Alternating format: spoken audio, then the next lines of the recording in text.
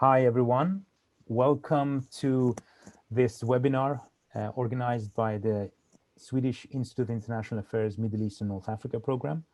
My name is Ruzbe Parsi. I'm head of that program, and I will be moderating the conversation we will be having with our esteemed guests to discuss the historical but also ongoing phenomenon of the Arab Spring, and more importantly, how the European Union understood, understands, and has tried to deal with what is happening with some of its neighbors. This is the second installment of a series of seminars that we're having. The first one was more focused on what the populations in the countries in the Middle East and North Africa are, shall we say, the legitimacy deficit that they feel vis-a-vis the rulers in the present, and how that is an aftershock and a continuous problem that the Arab Spring itself, when it started in 2010, 2011, is a symptom of. And in this seminar, we're going to try and shift the focus a bit to see how probably the most powerful neighbor of this region, the European Union, understood and dealt with what started then and has not in any way, shape or form been finished yet. So this is obviously an ongoing phenomenon, a moving target, if you will, and there is no end goal necessarily, and there's definitely no right answer to any of the things that have happened. But the question is, how wrong can you get it, and how well can you understand and grasp what's happening as the events develop? And in order to do this, we have a number of distinguished guests with us. I will start with Charlotte Sparre, Ambassador, Swedish Ministry of Foreign Affairs, long experience of the region, and now also director of the Dialogue Institute that Sweden has placed in Amman, Jordan. Welcome. Thank you. Thank you. Joost Hilteman, Program Director of the Middle East and North Africa Program of the International Crisis Group, based in Brussels. Also very long experience of the region in various ways, also being placed and posted in the region, I believe, number of years and occasions. And finally, but not least, Alar Olyum, who works at the Strategic Planning Division of the External Action Service, also with long experience of the region, recently just returned from a posting in Kuwait, I believe. Welcome all of you to this webinar. I'm very much looking forward to the conversation and the enlightenment that you will give us on this very interesting and very complicated topic. I'd like to start by just saying a few words about what the scene is that we're dealing with. We're dealing with a region that has had problems for many years, not only economic and social problems, but more importantly, perhaps also a problem of governance. That is, how are these countries run and who is running them? This problem is complicated, of course, by the external alliances that many of these rulers have, primarily with their previous Western colonial overlords to some degree, but also with the larger global powers like the United States. All of this makes an intricate web of both local constituencies and power relations, but also external relations that have helped to prop up some of these often not very popular, to put it diplomatically, rulers of these countries. And occasionally this has led to conflagrations, and perhaps the biggest one as a series of conflagrations that inspired each other in a way more reminiscent of the revolutions in Europe in 1848 was what we then, when we started realizing what it was, called the Arab Spring in late 2010, early 2011. Most springs are followed by other seasons. And the problem with these kind of political developments, of course, is that this Arab Spring rather quickly was followed by a grim winter. And perhaps some would think that the winter will never cease.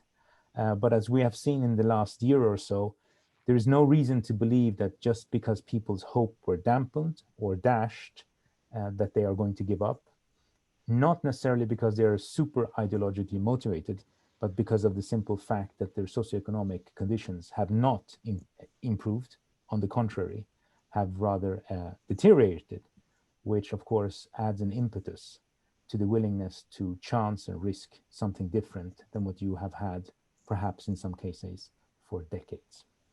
So that was my somewhat longish introduction to then get to the issue of our webinar, which is how did the EU and European countries in general, not just Brussels, understand and grasp what this was once it was set into motion, and how have we, so to speak, dealt with this whole phenomenon of the legitimacy and governance deficit, which most of the countries in this region, regardless of how they're ruled, live with, or rather their people endure under. And in order to discuss this, we have invited you. And so I would like to ask Alar, first, let's go round the table and see what all of you think about this combination of the European Union and the Arab Spring. Just a very quick round the table, and then we'll delve into the different issues. Alar, would you like to start? Yeah, happy to do so. Thank you, Rusbe, and thank you all the panelists today for participating, and all those who are tuning in around the world on the webinar. I'd like to preface my opening statement just by pointing out that I'm speaking here in a personal capacity and not speaking on an official line. I think you'll appreciate that I have a free-flowing discussion. This is an important distinction to make. Now, as far as the EU and the Arab Spring, I was personally very much taken up with this because it was the launching of the External Action Service, which took place simultaneously with the Arab Spring coming on the scene in the beginning of 2011. So we're coming up on 10 years on both, 10 years of the founding of the ES and 10 years of the Arab Spring. And I had been actually involved in policy planning in the Commission, in the European Commission before that. And one of the research topics that I had been most interested in and worked on for several years in the Commission leading up to the Arab Spring was the issue of democracy and reform in the Arab world. And I can get into that in more detail later and what that sort of helped me to understand and try to also advise the policymakers of the day how to react to what we call the Arab Spring. But just let me say that as a general opening remark that geography is unchangeable. Europe is the neighbor of the Middle East and North Africa, and we cannot isolate ourselves from that. We learned a very painful lesson in 2015 when there was a huge unregulated flow of migrants and refugees from the south. A lot of it was because of the ongoing civil war in Syria, but also other pressures that were coming up from sub-Saharan Africa, and because of the post-revolution events in Libya caused a lot of consternation and a lot of internal political problems within Europe that we're still living with today. So let me just say that in terms of what the European Union has been doing in what we call our southern neighborhood or the Middle East and North Africa, it's also not something which we woke up to in the Arab Spring, but just suffice it to say that we're coming up on the 25th anniversary of something called the Barcelona Declaration. That was in 1995. That was the first, I would say, comprehensive attempt by the European Union to develop a policy, to develop a constructive relationship with the southern neighborhood. And that was in itself predicated by the hopes of harvesting a peace dividend from what was then a very hopeful period in Palestine-Israel relations with the Oslo talks and the Oslo agreements. And our hope was then that, you know, with the peace being on the horizon between Israel and Palestine, that the whole region would be able to become more integrated and the Europeans could also be accompanying that process. Now, what I think we found in 2010 and 2011, 15 years after the Barcelona Declaration and all the programs which had come out of that, and I can go into that in greater detail later, is that as the first High Representative Vice President of the Commission, Cathy Ashton said that you have to walk on two legs. We had focused a lot on the economic development and much less on the political.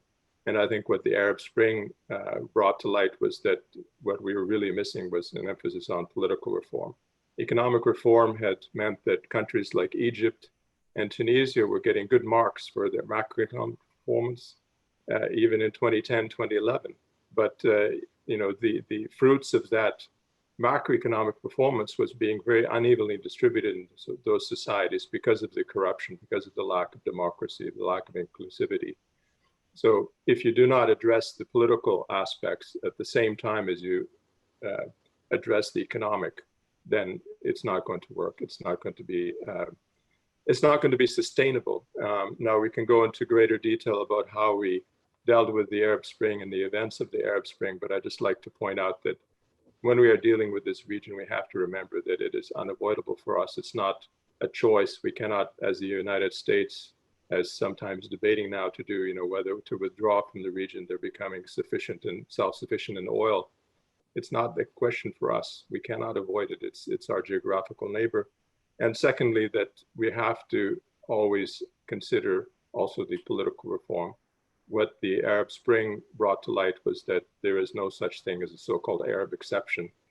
With the democratic revolutions in Europe and Latin America, there was a whole wave of them through the 90s. And it seemed like the Arab world was the exception. It was the one area of the world where you could not have a democratic revolution. And sometimes it's called Orientalism, that, some special feature of the Arab psyche or the Arab society, which means that they're immune to democratic reform. But what the Arab Spring showed very strongly, and what uprisings that are happening now today in Lebanon and other places show very strongly, is that there is no such thing as an Arab exception. That is a racist statement and should be completely disavowed forever. Arab people also want freedom, they want democracy, they want to have a say in how their societies are governed and ruled. So we always have to keep that in mind. And now, as at the moment, something I'm also engaged in is to reflect on what we call our neighborhood policy, our Southern Partnership. And I think for us who have had this experience in these lessons, it's really incumbent on us to remind the decision makers when they come up with a new policy that we have to walk on two legs. There is the economic, but there's also political, and we could also add security and so on, other aspects to that. But we cannot just go back to focusing only on economic development and hoping that later on that political development will follow. We have to have both. Without both, there's no way. You cannot either have only political reform without economic reform. Both are necessary. Thank you very much. Thank you for that. And there were some very important gold nuggets there to continue on. Charlotta. Thank you very much, Rusbe, for the invitation to participate in this event. And just like Alar, I'm not speaking on behalf of the Foreign Ministry or the Dialogue Institute, but rather in my capacity as having followed the region and EU affairs for a very long time. First of all, I think that the point on the geographical proximity is of course, absolutely key. And it also means that all of the challenges that we are facing, be they effects of climate change or be they political economic development challenges or security challenges, or now the increasing complexity in the region with the civil wars and regional tension, they all affect us in every way and form, be it directly or indirectly. But maybe going back a little bit on so to say, where were we in 2010, 2011 when it all started? Well, quite frankly, I think that there were surprisingly many who were surprised. And I think that this partly depends on who is it that we speak to, who is it that we listen to. And I think until then, it had been, so to say, a very strong focus on speaking and seeing the regimes or the official representatives of the countries only, or as Alar said, also on the economic side and looking at the economic side. I think there were very many who disregarded the civil society or those who did not, so to say, represent the official view. So that is my first point. I think there were those who were not at all taken by surprise, but there were quite a few who were. Secondly, I think that what we have seen or what we saw in 2010, 2011 was, I think, the hope that the region at the time was colored by. The different statements like walk like an Egyptian, meaning that you walked proudly and you were standing up for your country. The initial engagement that we saw with men, women, rich, poor, Christians, Muslims working side by side. And I think a lot of people were somehow, so to say, grasped by the hope and the change that maybe could have happened. And that happened in the region, but I think in Europe to some extent as well. Now, of course, 10 years later, we see a much, much more complex situation. We see civil wars and conflicts in many of the countries. We see the effects that this has had on Europe. And also Europe has made a journey in the past 10 years where many of the key principles behind so to say, the political drive for democracy, human rights, and freedoms, what was then taken for granted can maybe not even be taken fully for granted within the European Union itself. And this brings me to the division within the European Union that we have seen in the past and we still see, and where I think that the overarching interest everyone agrees on. We want a neighborhood that is stable, that is secure, that is safe, and that is developing in a good direction. But how to reach that and what it means is not necessarily points of strong agreements. Similarly, I think that there was and there still is different views on so to say, the long-term stability and the short-term stability and the trade-off between those. And my final point in this round is the other interests that are playing in. Of course, we will come back to that in the discussion afterwards, but we're also within the European Union, these interests are somewhat different from one country to another, and that partly colors the policy of each country. Thank you. Thank you very much. Yes, you've both given us threads that we need to and will come back to, but finally, Joost, what is your take on when we bring those two labels together? Let me also thank you, Rosbe, for convening this event and to welcome everyone. I hope you will benefit from this conversation and will provide also input to us. To me, the interaction between Europe, broadly speaking, and the Middle East, broadly speaking, or the Arab world in particular, in this case, is one that is defined by cognitive dissonance. We have different interpretations of what people in the region seek. And this came out very clearly in the popular uprisings that broke out in late 2010 and then continued in various places and are still visible today in Lebanon and Algeria, Sudan, and other areas, Iraq as well. And I think this cognitive dissonance, this misalignment of views is very critical because it informs policy. And what I'm getting at is that, it's easy to say that Arabs, just as much as Europeans, want their freedom. I think, it's a given. There's no Arab exceptionalism, as Allah says, absolutely right. They also strive to be free and to exercise their rights. But there's also such a thing which is common to both Europeans and Arabs and Middle Easterners and Chinese and anybody, is that we make an arrangement with our rulers, or the rulers make an arrangement with their subjects, their citizens, if they are citizens, the social contract. And we make a certain deal. We will trade in some of the freedoms. No, there is no such thing as absolute freedom. If absolute freedom would be anarchy, you wouldn't have society, basically. So we trade in certain freedoms in exchange for benefits that the state provides us. And each location, each place, each country will have a different kind of social contract. Now, these social contracts come under strain, again, be it in the Middle East or in Europe.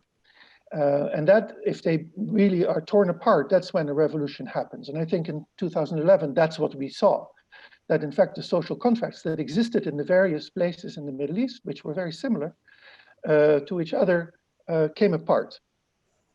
The question is, what did people in the region, what were they complaining about, and what did they say they want? And what did we think they were complaining about? And what did we think they said they wanted? And I think that's where the dissonance occurs. Because if I listened carefully to what people in the region were saying at the time, they were complaining especially about the rampant corruption, I mentioned it, that was there, and about the arbitrariness of the police states that exist. And the fact that people were harassed in their daily existence by the security police. If you remember, the Tunisia uprising started as a result of the humiliation that one particular street peddler experienced at the hands of a police officer. And this was something that was felt throughout the region by many people in their daily lives, something that is not necessarily visible to the outsider. You have to be there, you have to experience it to understand how deep that humiliation goes, these daily indignities. And this was a critical complaint. The corruption, especially the conspicuous corruption by the sons of the elite, of the sons of the rulers, driving around in fancy cars, very visibly so. That is what hurt more than the fact that the elite was enriching itself, which in itself was wrong. But everybody likes to enrich themselves. Really, deep down, we would all like to benefit somehow. But it was how they were flaunting it that was really hurtful. And I think this is what people wanted, some predictability in the lives, the rule of law, not law and order, but the rule of law.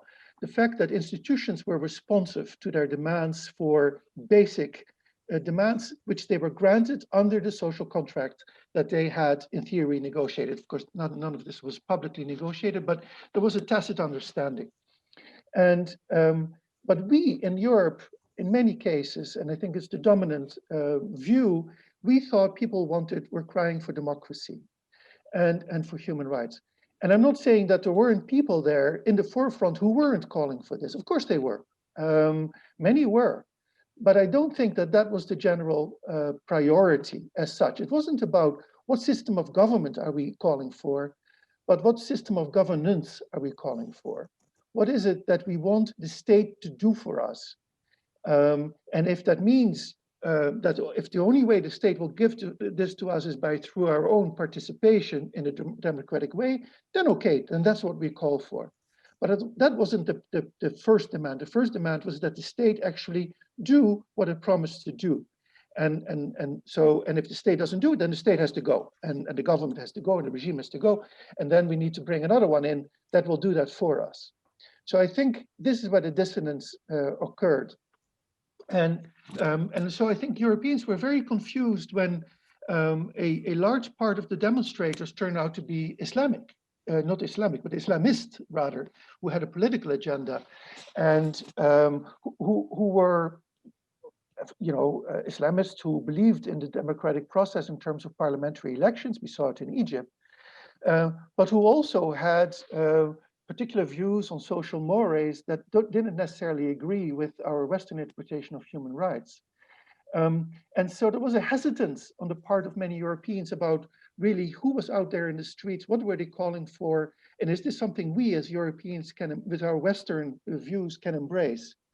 And eventually this cognitive dissonance was exploited by the rulers, such as Mr. Sisi in Egypt, who, of course, overthrew the elected government of Mohamed Morsi, and didn't find a lot of Western resistance to it, simply because people were suspicious about Mr. Morsi and what he stood for.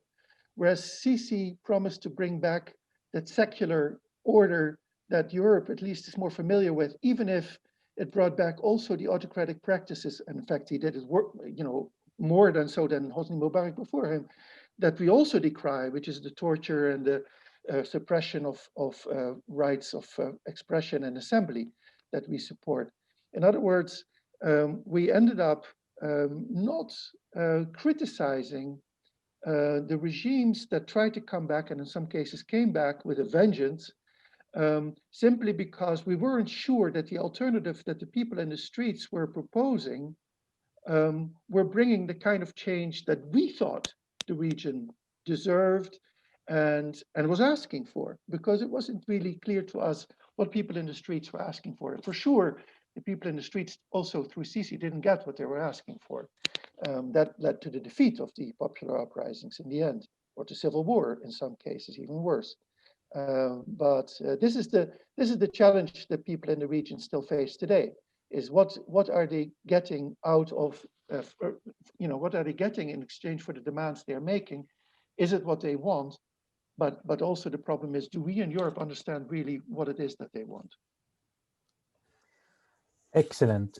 Thank you very much, Joost. I think the three of you have now given us quite a lot to discuss. I think it's clear that we are looking at the, if you will, the equation of economic, social, and political rights in various forms, which aren't always dressed up in those words, but more about governance than government, as you pointed out, Joost. But it's also about performance. That is, it's about, can you even perform the little that you have promised, let alone promise even loftier goals. And this, of course, as you pointed out as well, and I think is where I would like to start the conversation in this round, is also about what we project on them in terms of what it is that they want, what their ideals are, and what they're looking for. I think, I mean, as an historian, it fascinates me how we often tend to want to have a kind of a clear timeline where we can somehow see the results and how things are going to pan out at the very beginning of things that historically, when we look at our own experience here in Europe, for instance, usually took decades, if not centuries, before we could roughly say, well, this is the way things went that started back then, let's say with the French Revolution or what will you, is that these things take much longer time, and it take particularly longer time before they become anything that remotely looks like the democracy that we have today. So the idea that any kind of uprising or revolution that is trying to extract better governance or more accountability and predictability in how the country is run immediately has to end up with some kind of fully fledged democracy. Regardless of what your ideals are, I mean, historically, that's usually not something that happens overnight or even within a couple of years.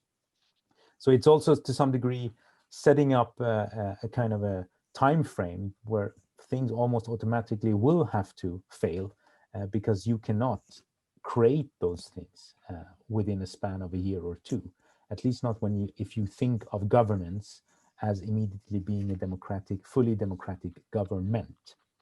But let's, in order to kind of unpack that, the projection of what we think they want and what they actually maybe have wanted. And you brought that up yourself, which is another element which makes this much more complicated, if you will, and not necessarily because they are more complicated, but because we have somewhat complicated relationships with that phenomenon. And that is, of course, religion. That is, when we're talking about political Islam, what do people here in Europe, what did the officials in the External Action Service, what do the MFAs in various European countries, to what extent were people familiar with this phenomenon in a more nuanced way than just the label of this exists in the Middle East? And therefore, to what extent did it, this is a question for me, to what extent did that knowledge or lack of knowledge influence how the situation and the phenomenon in these different countries were analyzed in that initial phase? So I'm going to pass that ball to Alar and Charlotta to tell me what, tell us what your take was on that level of knowledge and so on back then. Charlotta, would you like to start? Yes, yes, I can start. Well, first of all, I mean, what do they want? I mean, obviously, we're talking about millions and millions of people, and I think each and every one has their own wishing list. So even though I think Joost made a very good so to say, overview of some of the key elements that were raised, you would meet very, very different views on what is on that wishing list, depending on who you speak to. So I think that is something that we need to be very clear on. I think also some of those wishes have remained throughout the years, and others have shifted, not least in light of the very dramatic and to a large extent negative developments that we have seen in the region. I think it's also important to remember that in basically all of the countries in the region prior to 2010, and still in most of the countries, the possibilities to present any alternative political or, for that matter, discourse was extremely limited. The possibilities to organize, be it politically or be it in any other way and form, were extremely limited. And then we had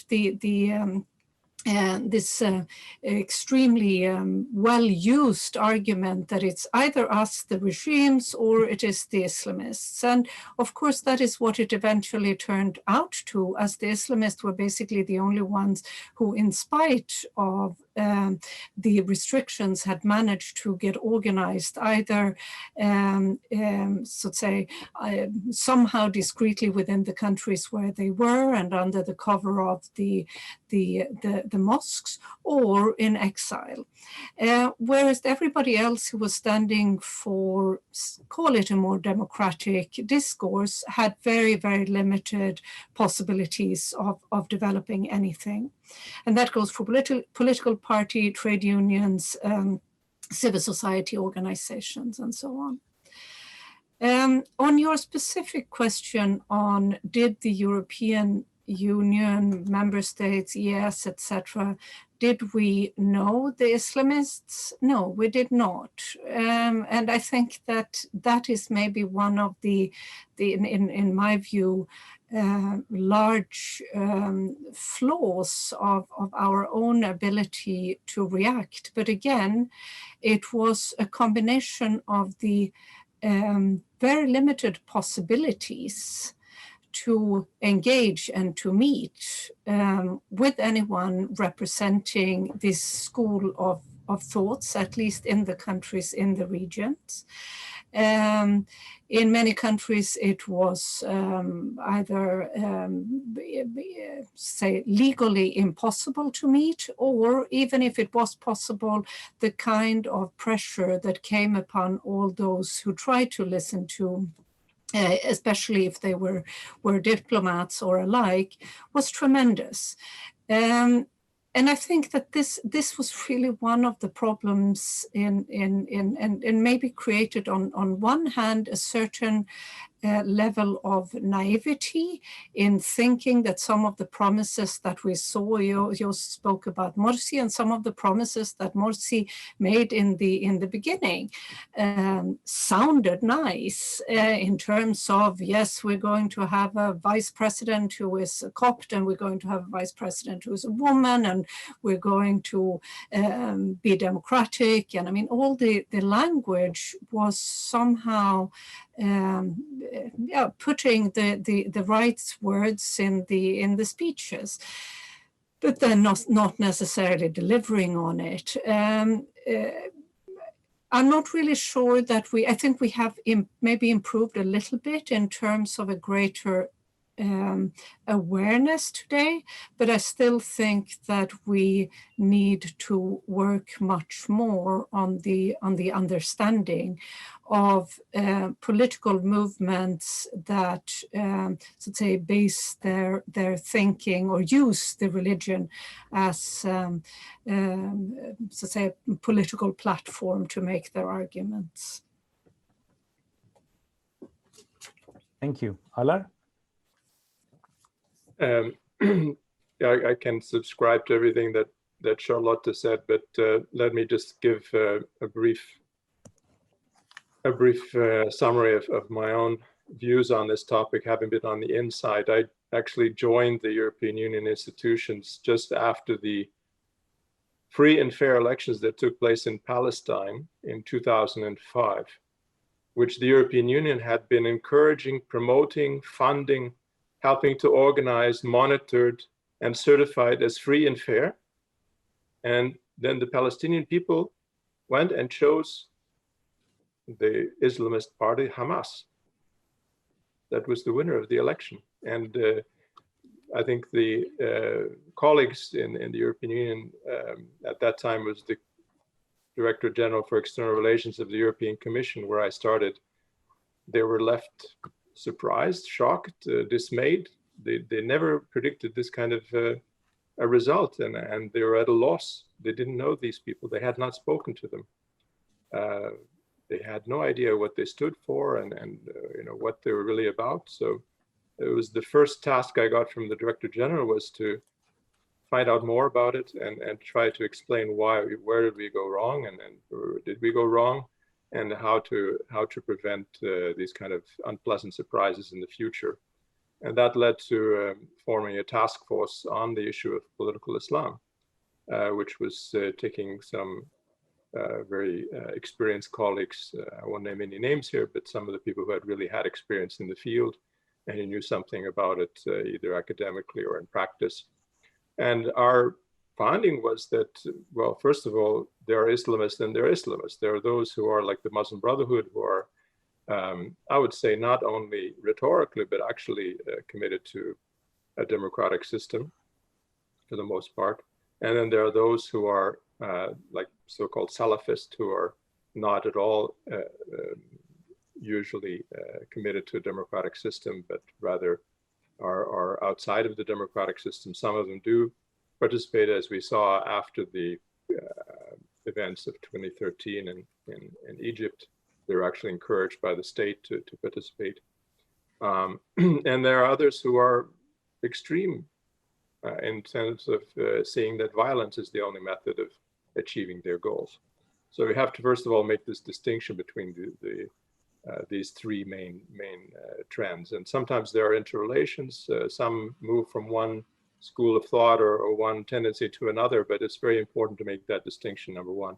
And what we found was that if you have the Muslim Brothers and their affiliates in a system, it says, Charlotte said, very often they were the only ones who were able to organize and able to then participate. So it was after having had that research that we did in the Arab Spring, you know, when there was all of a sudden, and I agree completely with Just here that there was a cognitive dissonance that, you know, when many Europeans, including, you know, prime ministers, heads of state and government, were seeing what was happening in the Arab Street, so-called Arab Street in 2010, 2011, they saw it through their own experience, the lens of their own experience, which was most recently was the huge events in Europe in 1989 and in the 90s, where you had, you know, the liberation of half of Europe, Europe whole and free, and the speed and the extent of that.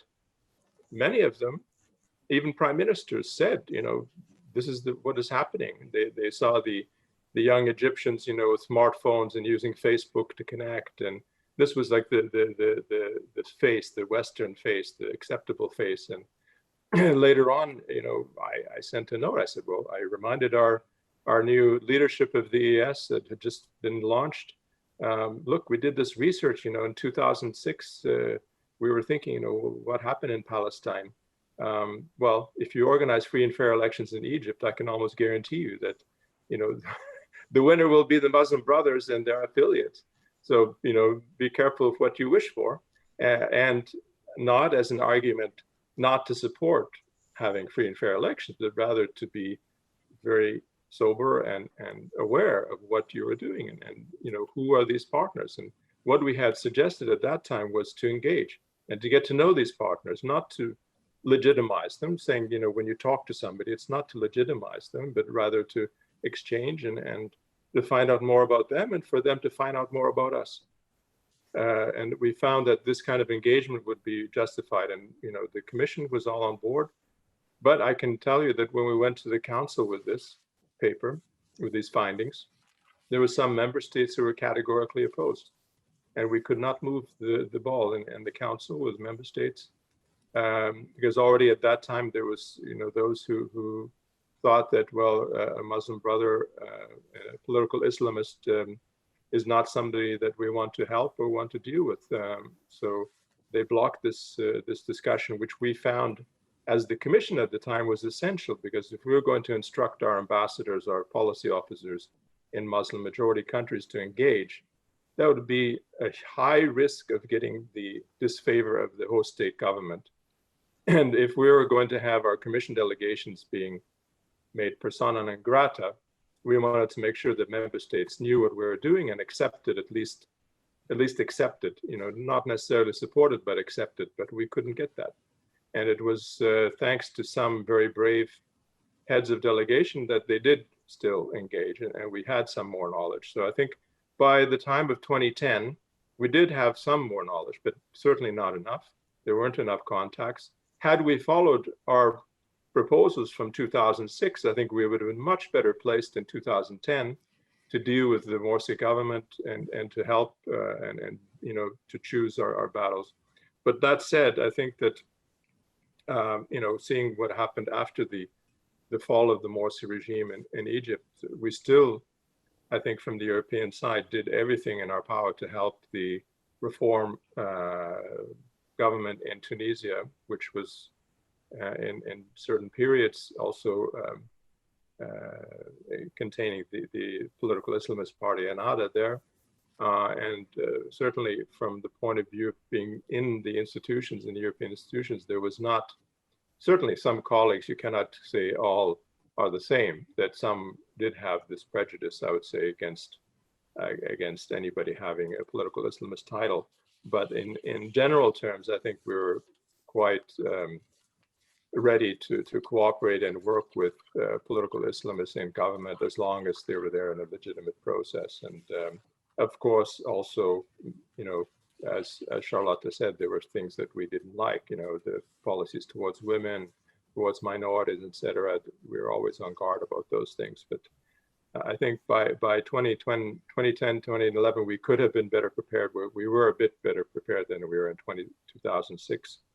And certainly over the last 10 years, I think the experience has been mixed. I would not say that we have been perfect by any means. I have a lot of criticism myself of our policy and how we have implemented it. Certainly, the initial reaction in 2010, 2011, as I said, was almost like a euphoric reaction. And another thing which it was not hard to foretell was that if the pendulum would swing radically from focusing exclusively on economic reform to political reform, we would be disappointed very quickly. As you said, Ruspe, that this was not something that was going to happen overnight. It would take at least a generation or more to affect this kind of change in the Arab world, where these systems have been so ensconced, and that we had to be patient and we had to realize that there would be setbacks and be prepared for that. But in the long term, this was in our interest to support a democratization and reform and to remove corruption and the daily humiliations that Just was explaining, not only to focus on elections per se. Elections don't solve everything. We have to help to change the whole society, to reform the security services, to make for an independent judiciary, to ensure rule of law, etc. Education is very essential. Many things there. But yeah, I think certainly in 2010, 2011, there was a lot of positive reaction initially, but it was not easy. It was not difficult, rather, to predict it. Once the disappointments came in, that the natural tendency would be for the pendulum to swing all the way back to prioritizing stability. We tried to come up with this term sustainable stability, that if you really want stability to be sustained in the region, you cannot just rely again on some authoritarian strongman to repress all opposition and to guarantee stabilization in this way. But it's a continuing fight and a continuing battle, and we continue to do our best. Thank you. Thank you, Aller. Before I let Joost in, I imagine that he might want to say something. I just want to pick up on something that both you and Charlotte said. Charlotte, when we started the conversation, you pointed out, and this is something I would want to come back to again later, is of course that Europe has changed as well. I mean, we are talking about perception and projection in a sense, and we also have to then remember that the projector with its perceptions has also changed quite a lot. And in some ways, the kind of forces and the issue of legitimacy and the question of social mobility and economic equity are issues that are very much on the forefront of the political crisis inside Europe itself. And that in many ways, some of the movements, more or less populist on one side or the other side of the political spectrum, that have rocked various countries in the European Union, have been doing so with the same impetus. I'm not comparing what's happening in France or Spain or Germany with what happened in Egypt in the sense of repression and so on. But what I'm saying is that when we're dealing with how people perceive the lack of social mobility or economic equity, they might go for solutions and they might be mobilized around issues in ways that those on the top and even the political scientists and sociologists who study them are a bit surprised by. What it is that in the end triggers people to go to the streets, for instance, and what their demands are. And in a sense, it comes back to this notion of performance. So one issue here, of course, is how Europe has changed. And I just want to connect this and tease you a bit on that, Alar. You mentioned that the European Council did not follow up or follow through on the suggestions that you made in the report. Now, I can understand if you can't mention which countries were against it, but would it be fair, and this is my guess, and tell me if I'm wrong, would it be fair to say that the prime motivation for that was the way they understood Islamists, or was it a totally different kind of dynamic, more related to what was happening inside Europe itself that made them be so unwilling to take that step? Well, if I may, I, of course, cannot identify the countries by name, but and I would say on the other side, there were those member states that were quite supportive, very supportive, and we had an informal group of like-minded, a kind of consultation group with these like-minded countries who had already either directly with state representatives or through what we called like track 2, had intermediaries, trying to engage in a conversation with these political actors. So yeah, I mean, it's difficult to say for sure if it's only the opposition on ideological grounds, which I found in that specific discussion that I had in the council when we presented the paper, that was very much an ideological ground. It was almost to the extent that, well, we had, suffered and we had fought against Nazi totalitarians and communist totalitarians, and now we're going to fight also these Islamic totalitarians, and they were the same. There are no difference. They didn't see any difference. But there are also geopolitical considerations, and I would say that now you say that Europe has changed. Well, certainly, for me, these geopolitical considerations have become more to the fore. That member states have different geopolitical considerations that also will influence, whether or not they come more strongly on the side of supporting political reform, democratization, or come more on the side of putting stability first and foremost. Thank you, because I mean, this is I'm not imputing this on anything that you said, but I mean, obviously here we have an issue with how religion and Islam is understood and used in political currents inside Europe itself. which, if it's being used domestically here, it probably also makes it more difficult to get them to have a nuanced view on how to understand it in foreign policy terms. Joost, would you like to chip in? I don't want to say anything new, because I like very much what was said most recently by Charlotte and Alain. But so let me just pull it out. Because I started my whole conversation with sort of things being misaligned, and this has come out even more clearly in the sense that when we outsiders go into the region, our entry points are limited in many cases. It takes a long time to really immerse ourselves in the region. And for diplomats, it's often a matter of tours of duty, 3 years here, 3 years there. Maybe in the Arab world, it can be a long time. Some people are specialists of the region, of course. But in any case, they have a privileged view in many ways, because they have established channels that carry over from posting to posting, or from ambassador to ambassador, for example, or for foreign correspondent, if you talk about journalists, to foreign correspondent, because there are bureaus, there are institutions that carry the institutional memory and the networks. But still, it's limited for all of us, and we tend to talk to the people we like to talk to, and we tend to talk to the people we're allowed to talk to. Sometimes, clearly, we're not. We're blocked from talking to people, depending on the country, and so it becomes, the information we get is already skewed, and that's natural. I mean, that's not a criticism. That is just a reality. And still, I find that from my experience, working for an NGO, dealing with governments in Europe and with the EAS, the specialized information is very good. But then we come to the second problem, and so this was the first problem, that we may have certain impressions, but we have to be very careful. There are specialists on the ground who may convey these views to the capitals in Europe, but when it comes to the politicians or to others who have a much more superficial interaction with the region, that knowledge is also going to be more superficial. So then we come to the second problem, is how do we convey this knowledge that we have, that is much deeper, to a public and government officials and politicians who don't have this specialized knowledge and who may not buy it, either because they just simply don't believe it, or because they have political reasons not to want to go that way. That's what Alain was talking about. And so by the time we come with our specialized knowledge about Islam, for example, and Islamists and what they stand for, and of course they stand for many different things, because there's a huge diversity within the Islamist community.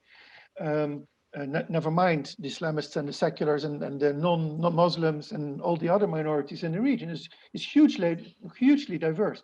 Once we come with this complexity and we present it to the outside, to the people who actually take the decisions about policy toward the region, there's a complete disconnect. And so the policies that we see are focused, if Europeans, but also the Americans and others, is short-term. It's militaristic, it's focused on migration and terrorism, and there is very little talk about how can we actually do something for the region that people in the region truly benefit from, that they want, that they are asking for explicitly, and that would help them, and that would help prevent maybe also in the longer term these symptoms that we talk about, such as migration and terrorism. What kind of preventive diplomacy could we do? And I think when it comes to resources, very little goes in that direction, and a lot more goes toward fighting the symptoms, intercepting the refugees and the asylum seekers and the migrants coming across the Mediterranean, and looking for the terrorists who may be infiltrating these flows of refugees, or fighting them by bombing them in Syria and other places, whereas in fact we're just fighting the symptoms and not looking at the real problems that exist, that if we were to address those, we could preempt a lot of that, or prevent a lot of these manifestations that we are seeing, that we see as the greatest threat to the welfare of our societies here in Europe. Rosebeck, I cannot Rosby, hear you. you're muted. Sorry. Okay. I mean, those are very important points. And I mean, I think my personal favorite is always the elective affinity, let's call it that, to follow Weber, the elective affinity of journalists who go to a country and they meet someone who also watches Seinfeld or Game of Thrones and drinks latte, and that's perfectly fine. But then you use that as your baseline of what people, even in the capital, believe or makes them tick. And that usually is very misrepresentative, because that group, yes, exists, but it's not necessarily a majority. It's not even necessarily the important group in terms of political mobilization and so on. And so that's often, and that usually tends to preclude the Islamists. And that means that you have very little idea of what moves them, where they recruit, and what kind of demands are making people want to go to them. And then you maybe only see that when you get to the ballot box, at which point it becomes a surprise. But let's then move a bit according to the things that you just said, Just, in terms of things being short-term. Because if we can say, and as Alar and Charlotte has in particular highlighted, the lack of anthropological touch when it comes to what was going on, and the relevance or lack thereof of political Islam in its various forms back when the Arab Spring started, now we can hardly have that as an excuse for not understanding what's going on. I'm not saying that means that you are obliged to have perfect understanding, but obviously by now we should have accrued some experience, not only in terms of what the flows are and what the currents are in terms of political manifestations, in terms of will, in terms of projections of ambition, but also in the fact that some of the things that the European Union has been involved with, one way or another, the fallout has not nearly been what was expected. And you mentioned, for instance, migration. We've talked about terrorism. I mean, if you take Libya as a case, for instance, how anyone could define that as anything but an unmitigated disaster, considering how things went and how they started, and the fact that a lot of member states and the union itself has not been able to deal with the migration flows and the refugee flows that to some degree should have been quite predictable once the whole circus started, in terms of the effect and cause, but also the function that the dictatorship of Gaddafi played for maintaining what we euphemistically can call stability. So, I mean, in that sense, we have throughout the last 10 years have had every version of how bad things can go, no matter what the intentions might have been, no matter how good the intentions sometimes might have been, and no matter how much one prepared or did not prepare for it. So when we're looking then today at what's happening in Lebanon, what's happening in Iraq, Algeria, etc., what is your general take in terms of EU preparedness and ability to manage this, shall we say, qualitatively better than how it was managed 10 years ago? Who would like to start? Charlotte, you I can start. I think that we are maybe, I mean, I really wish that it was like you said, that we were better prepared, and I do hope that we have learned some lessons. But given that the situation is so much more complex and complicated, given the many different layers on every single conflict, and also the geopolitical realities of the number of engaged parties in each and every conflict, I think that only on that layer, it is so much more difficult to solve both the conflicts, but also, of course, the consequences of it, be it migration or be it any other issues. Added to this, we have a fear factor that I think has been used by polarizing forces within Europe as well as in the Arab world. We have also seen quite a drastic change, and maybe this is not the topic for today's discussion, but We've seen the drastic change of US policy. We see China and Russia stepping in and have other interests. We have other countries in the region that have, so to say, stepped forward. But also looking at the European Union itself, and I think Joost really put it well on pointing to, so to say, fighting the symptoms rather than looking at the deeper causes. I think it also comes back to this point of the stronger priority on stability, as Alar pointed to before. And that, I think, everyone agrees on. It's just that it's almost a fundamental difference in philosophical approach on what is that stability. Are we talking about still a fundamentally or primarily hard security stability based on control systems, on security measures, and fundamentally on regime survival?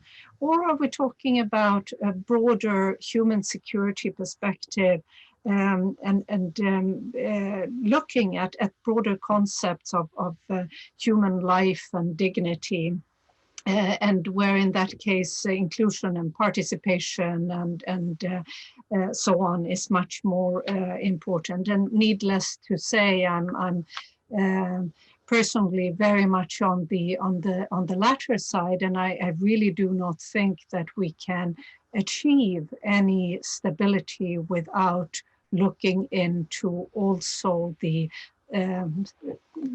I don't even want to call them softer dimensions of security, but the whole human security concept. And I want to go back to something that Jan Eliasson very often when he's speaking reminds us of on the links between development, peace, development, and human rights, and that there is no peace without development, and there is no development without peace, and there is no sustainable peace and development without respect for human rights. So all of this, I think, is deeply connected. Also looking at the 2015 and the revision of the neighborhood policy and also the Partnership for Democracy and Shared Prosperity, I think it was then colored by the lessons of 2010, 2011.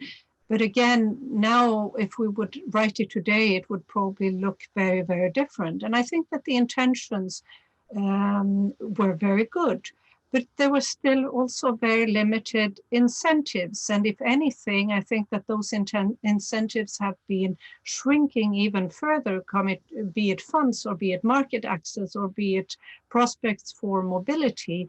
And then add to all this already multiple layers of complexities, we have the COVID that further has affected all our economies, but also is adding new layers of both fear and difficulties. So I think we've learned some things, but I think that we have maybe more to learn today, and it would have been easier if we had. It would have been easier to solve some or do more things to address the root causes 10 years ago than it is now, because it's simply so many more layers of difficulties added. Okay, let me just very quick follow up before I give the floor to Alar. Would you then say that the EU has a better capacity today than 10 years ago, but that capacity is not catching up with the increased complexity of the situation? I'm not even sure that I leave that to Alar to respond to, but I'm not even sure that we have a better capacity today. Okay, thank you. Alar? Well, yes, I think it is becoming more complicated in many senses. What I would just like to chime in on, I completely agree with Charlotte, about having this broad conception of security. If you look at this region, it is one of the worst affected by climate change. You know, it's not going to get any better anytime soon, and this will have huge impacts on societal stability, on migration patterns, on employment, on you name it, you know, whatever you want to mention in terms of human environment. Also the demographic bulge, the youth bulge, that we have such a huge number of young people in the region, very high numbers of unemployed. Of course, COVID has acted as an accelerator, not only in Europe, but also in this region. I think in terms of our capacity, certainly, you know, 10 years of the US have taught us a few things. And now, I think, especially with the last 4 years of the current US administration, the EU has really started to seriously think about how to become more of a security provider on its own. And if you look at the reflection that's ongoing now, or, you know, I'm seeing what's being talked about and thought about, and one critical aspect of it in this region, and it also links up with what Charlotte was saying about new actors or old actors. I mean, if the US is mentioned, or the Russians in the region, Turkey also as being a regional actor very much in the news these days, is that the EU, to be really effective, has to also think about its hard security component. It's not only about the soft security. We have the political and economic leverage. You know, sometimes it's stronger, sometimes it's weaker, depending on the country, depending on the consensus within the member states. But we also have to think about hard security provision. You know, if there is a conflict to be prevented, okay, in the case of Libya in 2011, it was a NATO action, and not all EU countries were on board for that, and there was no plan for what came after, and that, in large part, I think, explains, you know, the complete fiasco that Libya has been the last 10 years, and the tragedy that's happened there.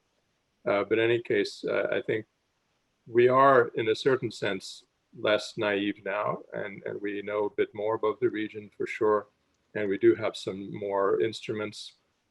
I think that you know, looking at how the EU has dealt with the COVID crisis, especially the economic challenges, and how we see that possibly being translated, the Green New Deal, and in terms of developing economic cooperation with the South.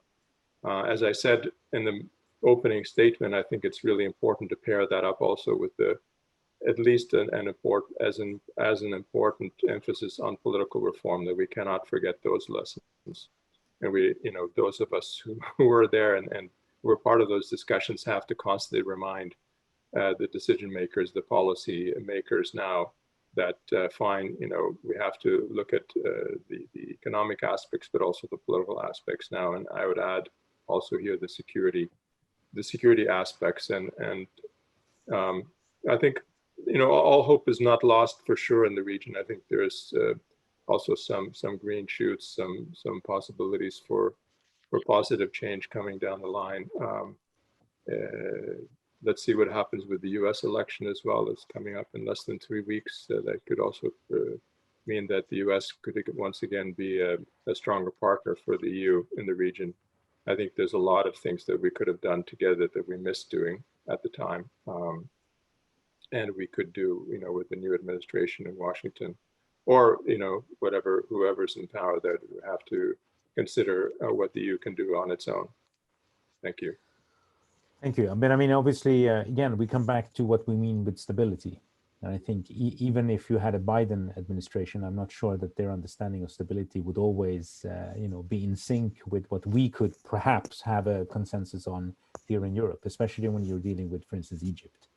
But I mean, we'll see what happens. But so let me ask you a couple of questions based on what we're getting in the Q&A as well. And this is, of course, about the future now. Let's turn towards the future. One of the pointed questions, which kind of goes back to the example that you gave, Alar, with Hamas back in the day, as it were, is, of course, to what extent would the European Union, let's make that the shorthand for all the member states, would the European Union be able to countenance any kind of democratic change in any of these Arab states that results in a fully fledged Islamist, through the ballot, elected government.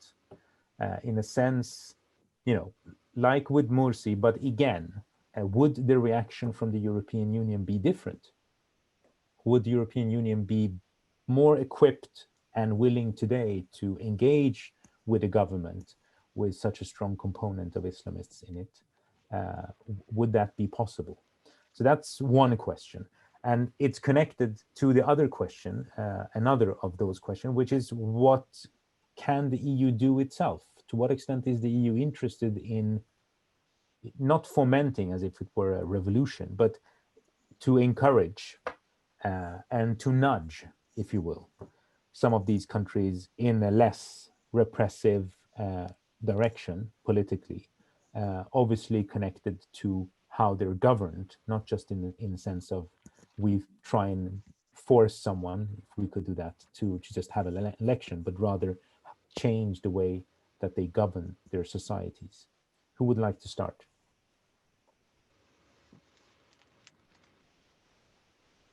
Alan? I will start. Yeah, Okay, sure. Go ahead. No, you. Sorry, yeah, I cannot speak for the European Union or for member states, but I can look at it from the outside in and say, I think the situation now is in a way more difficult than it was before 2011. Before 2011, you had, what was called in the literature the stability paradigm. Western governments would support the regimes in the region because, in a way, they were predictable. And they would prevent any social forces from emerging that could upset everything. And that they, of course, in the past were the Baathists to the communists, and now today it's the Islamists and or the jihadists. So they kept the lid on things, but then the popular uprisings took that lid off. And then what we saw is that countries went through different processes, and the ones that had a popular uprising, and then of course there were the ones who didn't have a popular uprising. But the ones that did, some went into civil war. Well, the situation for the European Union is very difficult to affect that, obviously. They can try to support mediation efforts by the UN and by others in order to bring sides together and to bring a civil war to an end. But as we've seen in Yemen and Libya and Syria, this is extremely difficult, of course. Then we have countries that where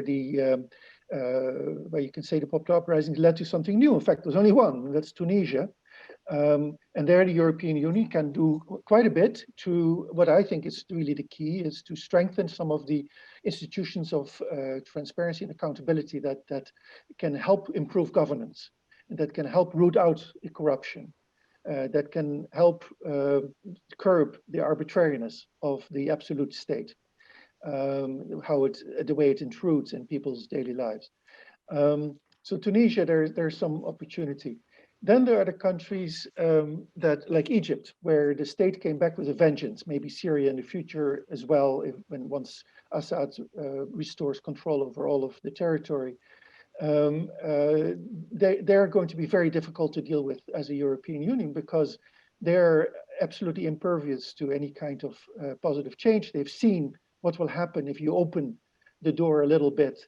Then of course everybody is gunning for the ruler, and will overthrow the state apparatus as they have done, or try to do, and so they're not going to give anything at all. Where before 2011, maybe Egypt would allow some democracy building in the country, basically to appease the Western powers, because they knew that in effect the Western powers wanted stability to be maintained.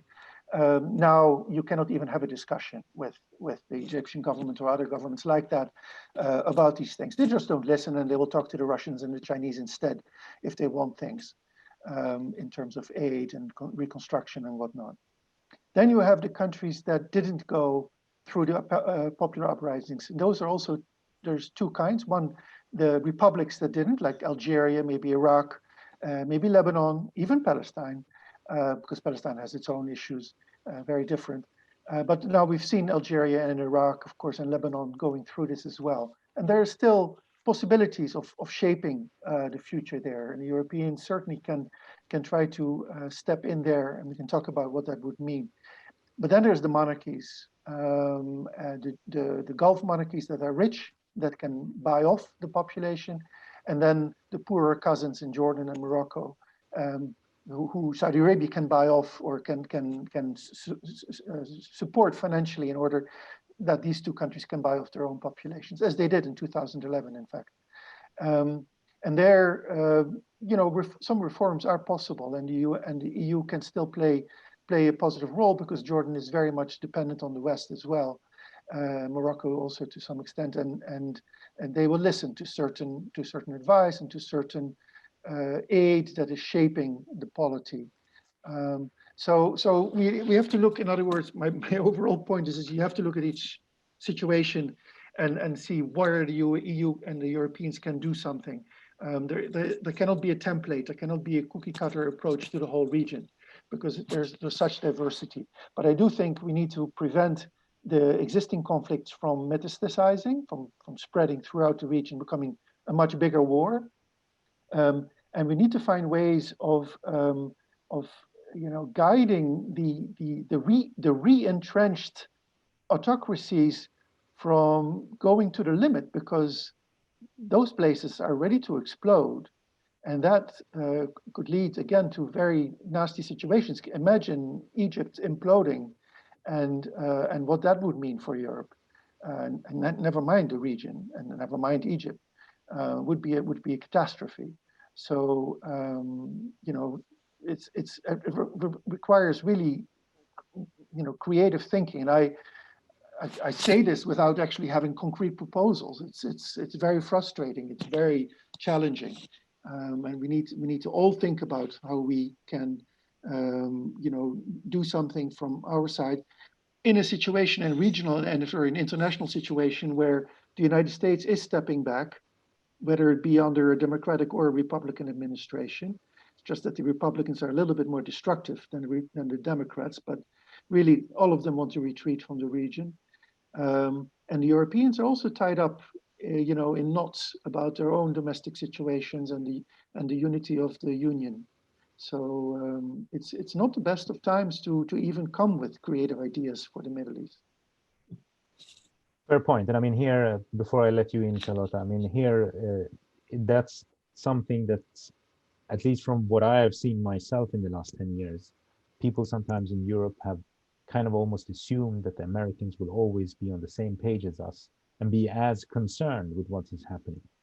And they forget that there is an Atlantic Ocean between them and whatever happens in this region. And to some degree, whether, it works that way or not, to some degree, that gives them at least the notion of the option of being able to step back and not have to immediately at least suffer the consequences from what they leave behind. And that's a luxury that Europe does not have. Charlotte? Yeah, no, first of all, I agree with everything that Joost just said. And I think we need to be aware that we have extremely limited leverage. But what I do think we can do and should do is nevertheless to engage and to talk as broadly as possible. And we've earlier been speaking about the risk of getting into silos or bubbles and only speaking to like-minded. I think that it really is extremely important to keep the doors open to different actors, be they governmental, be it civil society, be it different political strands within the society, and maybe in some ways also see what can be done to contribute to helping these different groups listening and speaking to each other. I think it's also important that we continue to raise and see where it is possible to support on the governance issues, as Joost said. But I think the part that one of the parts of the current neighborhood policy that was very put a lot of emphasis on was the importance of, so to say, homegrown reforms. And I think we all are aware of how extremely difficult that is today, given the context in many of the countries. But nevertheless, the local ownership, I think, is absolutely key here. And we cannot and should not make the changes, but what we can do is to see how we can support those who come in with agendas that can lead to both political and economic and social changes within the countries. On the Islamists, I let Alar respond, but I just one quick reflection. I think that one of the comments that I heard very often when the Muslim Brotherhood had been voted in Egypt is, so why do you all of a sudden love them?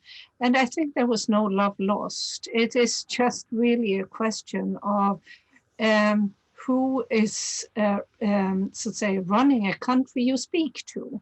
Then we need to speak to others as well. But I think it's somehow, it is essential to somehow understand that it was not necessarily so that all of a sudden there was a strong positive engagement, but if this was a party that had been voted in, obviously we had to talk to and engage with. Then I think it very much depends on, as Salar was very eloquently putting out, who would be those Islamists, because they also come in very different shape and forms. Thank you. Alar? The first question was, whether or not the EU would be ready to deal with an Islamist government or government led by political Islamists if it came through free and fair elections. Well, I mean, we are dealing with them. We've had experience even in countries which are extremely close to Europe and which have a huge benefit from European aid, like Morocco. It was mentioning about the monarchies, and in Morocco you had a prime minister who was from an Islamist party. There's a link to the Muslim Brotherhood. The same in Turkey, accession country to the EU, even if they are not putting it on their label that they are political Islamists. Everybody knows that the AK party is very much coming out of an Islamist tradition, and in their foreign policy also they favor countries that have Muslim Brotherhood leaders and countries that support Muslim Brotherhood. Tunisia, I mentioned before, even Iraq, country like Iraq, where you have had political Islamists having a very strong role in government. Not to mention, that we have been dealing with theocracies like Iran. I mean, who brokered the nuclear deal with Iran? It was the EU. So, come on. I mean, we have to be consistent with the values that we preach. If we preach, democracy and free and fair elections, then we have to respect the vote of the people. We have, by the way, another situation coming up soon because of the, in some ways, positive rapprochement between some of the Gulf countries and Israel. Now the Palestinians are feeling pressed that the Arabs are abandoning them. And finally, they're talking about having elections, free and fair elections, we hope. Again, we may be faced with the possibility of Hamas doing very well in those elections, and then what we do. Well, just to be clear, when Hamas did win the election, it was not the issue that they were Islamists that was the problem for us. The problem was that they did not overtly, explicitly accept the Oslo Accords and the other accords that had been done with Israel. They did not recognize Israel as a legitimate subject of international relations, etc. And the big mistake I think we made at that time was that since they did not agree to the requirements of the so-called quartet, we refused even to speak with them. And there was a ban on speaking with them. I think even Javier Solana has later expressed clear regret for that decision, that was a mistake, that we should have engaged, we should have talked, we should not have isolated them. It was a big mistake, that we could have found some compromise language, a solution there, and it would have resolved a lot of problems down the road with Palestine, and maybe, who knows, the Middle East peace process would have gone a bit differently in that case. One of the positive things coming out of COVID, if I may, I mean, in the meantime, it's, there's this Chinese saying that every crisis is an opportunity as well. But with the COVID crisis and the drop in the price of oil, has put a lot of pressure on countries that were used to having a huge income from oil, and for that reason, postponing reform of their own countries economically, politically. And, it may even bring some positive change in some of those countries. There may also be some wrenching changes that take place because of that, but it's not all negatives. We may even be able to turn some of these developments into positives if we're smart and if we help to invest in alternatives, diversification of the economy away from oil, for those countries that have been so dependent on oil rents, for other countries that have been dependent on support from the rich Gulf countries also to, and here I would disagree with Joost. I don't think it's that, and also with Charlotte, if I may, I think we really underestimate and undersell ourselves in terms of our real leverage. We do have leverage. I mean, we are still the largest market in the world. We are the largest provider of aid.